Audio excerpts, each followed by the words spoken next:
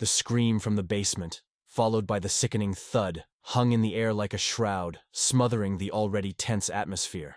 Aunt Mildred's carefully constructed facade cracked, a flicker of genuine fear crossing her face before being swiftly replaced by a mask of cold determination. "Nothing, dear brother," she said, her voice strained, too high-pitched. "Just the house settling." But the lie was transparent.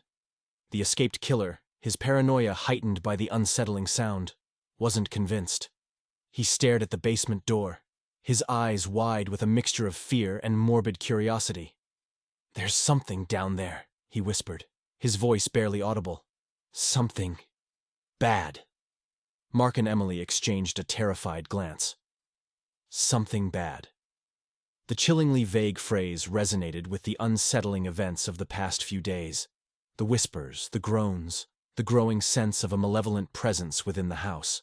What other horrors lurked in Aunt Mildred's meticulously curated collection of oddities? "Don't be ridiculous," Aunt Mildred snapped, her voice sharper now, the veneer of composure beginning to fray. "There's nothing down there but old boxes and forgotten trinkets." But as she spoke, a low, rhythmic thumping began to emanate from the basement, a steady, pulsating beat that seemed to vibrate through the very floorboards. Thump, thump, thump. The sound grew louder, more insistent, like a monstrous heartbeat counting down to something terrible.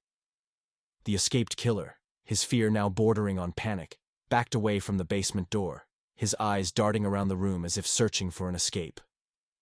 "We need to leave," he hissed, his voice laced with urgency. "Now."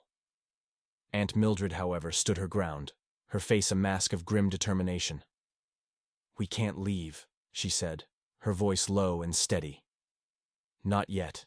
We have to finish what we started." She reached for the basement key, her hand trembling slightly. As her fingers brushed the cold metal, the thumping from the basement intensified, reaching a deafening crescendo. And then, with a sickening crack, the basement door swung inward, revealing a gaping darkness within. A gust of icy air swept through the house, carrying with it the stench of decay and something else, something ancient and foul.